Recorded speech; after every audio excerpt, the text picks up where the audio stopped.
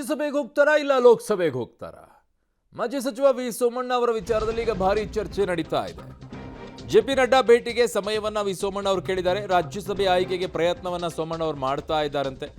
ರಾಜ್ಯಸಭೆ ಸಾಧ್ಯವಾಗದಿದ್ದರೆ ಲೋಕಸಭೆ ಟಿಕೆಟ್ಗೂ ಕೂಡ ಸೋಮಣ್ಣ ಅವರು ಕಸರತ್ತು ಮಾಡ್ತಾ ಇದ್ದಾರೆ. ನಾನು ತುಮಕೂರಿನಿಂದ ಸ್ಪರ್ಧಿಸಿದ್ರೆ ಸ್ಥಳೀಯ ನಾಯಕರು ಕೂಡ ಬೆಂಬಲಿಸ್ತಾರೆ. ಅಂತಿಮವಾಗಿ ಎಲ್ಲವನ್ನ ಕೂಡ ಹೈಕಮಾಂಡ್ ನಿರ್ಧಾರ ಮಾಡುತ್ತೆ. ಫೈನಲಿ ಜವಾಬ್ದಾರಿಯನ್ನು ಕೊಟ್ಟು ನಿಭಾಯಿಸ್ತೀನಿ, ಇಲ್ಲ ಕೆಲಸ ಮಾಡ್ತೀನಿ ಅಂತ ಸೋಮಣ್ಣ ಅವರು ಹೇಳಿಕೆಯನ್ನ ಕೊಟ್ಟಿದ್ದಾರೆ. ಈಗ ರಾಜ್ಯಸಭೆ ಲೋಕಸಭೆ, ರಾಜ್ಯಸಭೆ ಕೊಡದೇ ಇದ್ರೆ ಲೋಕಸಭೆ ಕೊಡಿ ಅಂತ ಕೇಳ್ತಾ ಇದ್ದಾರೆ. ಲಾಬಿ ಈಗ ಮುಂದುವರಿತಾ ಇದೆ ಸೋಮಣ್ಣ ಅವರದ್ದು.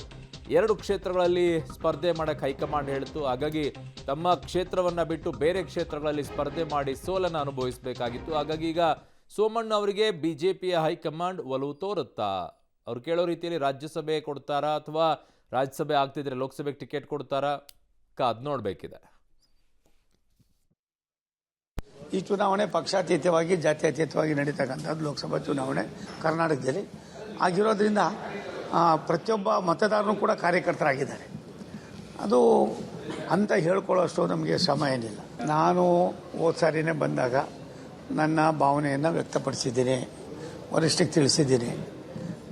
ಅವರು ಯಾರು ಕೊಡ್ತಾರೆ ಅನ್ನೋದು ನಮಗೇನು ಇದಿಲ್ಲ.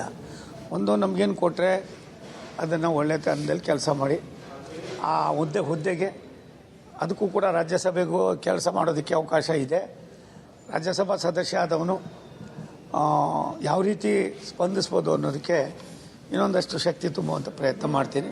ಕೊಡಲಿಲ್ಲ ಅಂದರೆ ನಮಗೇನು ಬೇಸರಿಕೆ ಇಲ್ಲ. ರಾಜ್ಯಸಭಾ ಆಗ್ಬೋದು. ಬಟ್ ಹಿರಿಯರಾದ ಬಸವರಾಜಣ್ಣ ಅವರು, ನನಗೂ ಅವ್ರಿಗೂ ಸುಮಾರು 40 ವರ್ಷದ ಒಡನಾಟ. ಒಟ್ಟಿಗೆ ನಾವು ಅವ್ರು ಬೇರೆ ಪಾರ್ಟಿಲಿದ್ದಾಗ ಕೂಡ ನಾನು ಬೇರೆ ಪಾರ್ಟಿಲಿದ್ದರೂ ಕೂಡ ನಮ್ಮ ಆತ್ಮೀಯತೆ ಎಲ್ಲವೂ ಆಗಿತ್ತು. ಮತ್ತು ಸುಮಾರು 15 ವರ್ಷಗಳಿಂದ ಎಲ್ಲ ಒಟ್ಟಿಗೆ ಕೆಲಸ ಮಾಡ್ತಾಯಿದ್ದೀವಿ. ಅವ್ರ ಚಿಂತನೆ ಇದೆ. ಸೋಮಣ್ಣವರು ಒಬ್ಬ ಕೆಲಸಗಾರರು, ಅವ್ರು ಕರ್ಕೊಂಡೋಗಿ ಬಿಟ್ಟರೆ ನಮ್ಮ ಜಿಲ್ಲೆಯಲ್ಲಿ ಇನ್ನೊಂದಷ್ಟು ಒಳ್ಳೆ ಕೆಲಸಗಳಾಗ್ತವೆ ಅನ್ನುವ ನಂಬಿಕೆ. ಅದಕ್ಕೋಸ್ಕರವಾಗಿ ಅವರೇ ಒಂದು 4-5 ಸಾರಿ ನನ್ನ ಕರೆಸಿ ಎಲ್ಲ ಮಾಡಿದ್ದಾರೆ.